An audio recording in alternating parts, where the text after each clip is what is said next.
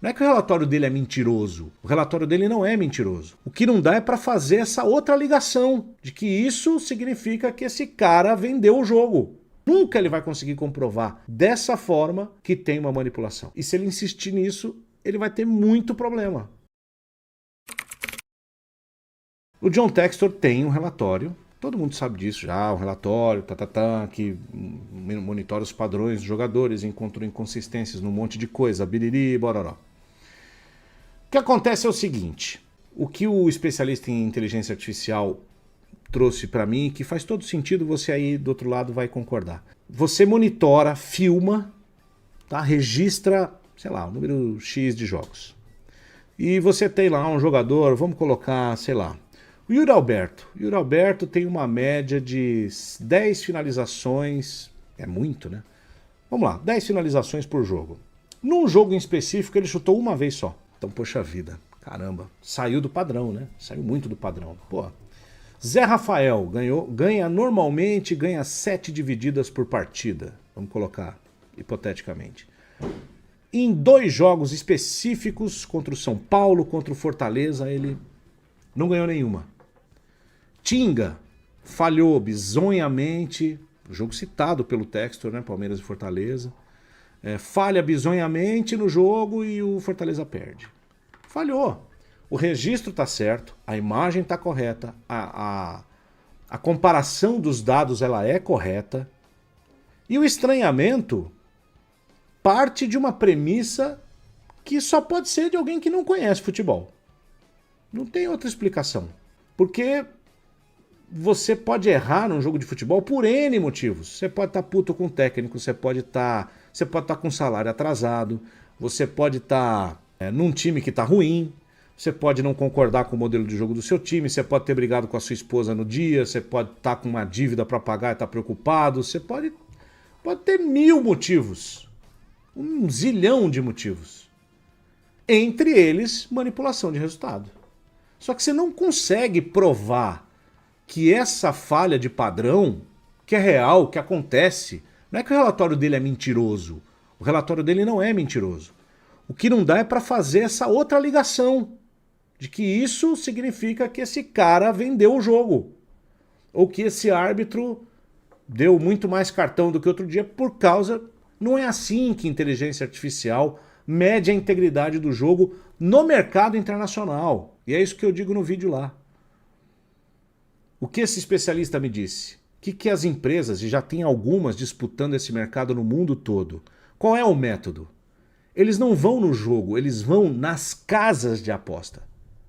Eles vão lá medir o quanto uma odd, uma probabilidade de um determinado evento num jogo X aumenta ou diminui abruptamente de uma hora para outra sem nenhum motivo técnico aparente.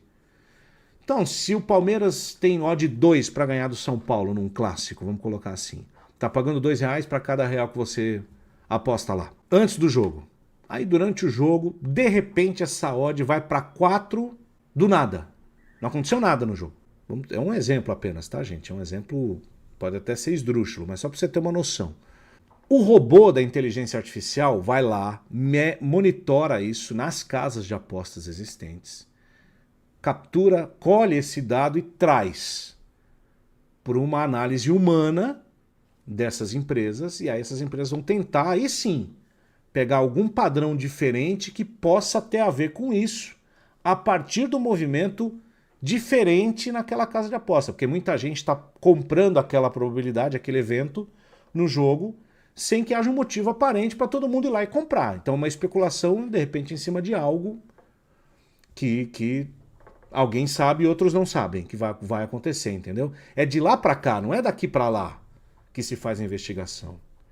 Então ele está partindo de uma premissa, de um relatório que tem uma falha de origem, que é a comprovação. Ele não consegue, nunca ele vai conseguir comprovar dessa forma que tem uma manipulação. Nunca. E se ele insistir nisso, ele vai ter muito problema. Porque não é assim que se faz. Esse método dessa empresa, essa empresa chamada Good Game, que é a empresa que fez o relatório para o Botafogo, para a empresa dele e tal, para o grupo Eagle, né? Eagle, sei lá, uma coisa assim. Ela pegou um jogador de handball lá em 2012 dessa maneira. Mas é handball. Handball é outro esporte. Tem outras métricas, outra dinâmica. E aí ele foi pego lá. Sem dúvida foi. Porque isso depois foi batido lá no mercado de apostas e aí de lá veio a prova. E essa empresa serviu alguns outros times. Acho que trabalhou aqui no Campeonato Carioca também, me parece, avaliando árbitros, mas se não me falha a memória. Tem algo assim. E é um método que nem é comprovado ou aceito pela comunidade acadêmica, científica. Ao contrário deste outro método que eu disse a vocês, que é aplicado mundialmente na NFL, na NBA, no futebol. Esse é um método que é o método aceito. Você mede o mercado. Se o mercado está com um comportamento diferente, é o famoso follow the money, né? Você volta, vai para o jogo e vê se tem alguma coisa errada lá. E é assim que acontecem as denúncias reais de manipulação que, de fato, podem acontecer e já aconteceram recentemente no futebol brasileiro, com o mercado de cartões, por exemplo. Foi assim que eles foram pegos, Aleph Manga, não foi com esse tipo de padrão de comportamento no jogo de futebol baseado em leitura de inteligência artificial, num jogo em que o aleatório está presente a todo momento, como é o futebol. Pô, isso é ingênuo demais para a gente acreditar que é só ingenuidade. Por isso a pergunta do Romário. Ele vai se dar muito mal. Ontem a tia Leila foi ao Roda Viva, né?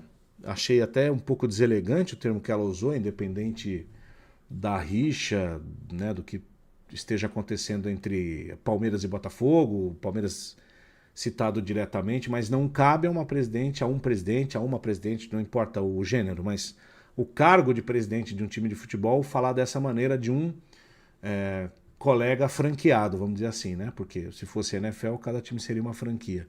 Você não vê esse tipo de comportamento nas grandes ligas. É só uma amostra porque a gente está tão atrasado. Mas a crítica forte ela é pertinente, porque ele está colocando uma dúvida no mercado do futebol. Eu já vi um monte de tweet ontem com ele lá na CPI. Ah, temos que investigar, vai parar o futebol e não sei o que. Não é assim, gente. Para fechar o assunto, o Cajuru, político, disse que vai investigar. Esse é o típico, um cara como o Textor, e esse tipo de coisa que ele levanta é um prato cheio para fazer palanque em ano eleitoral. Então, se eu fosse você torcedor, eu dava um pé atrás quando a gente olha e vê, não, nós vamos investigar e tal, e achar que o mundo vai parar. Não vai parar. O mundo não vai parar porque isso não tem consistência nenhuma. Não tem. A não ser que lá... E alguém já teria feito isso, porque ele está falando disso já tem mais de meses.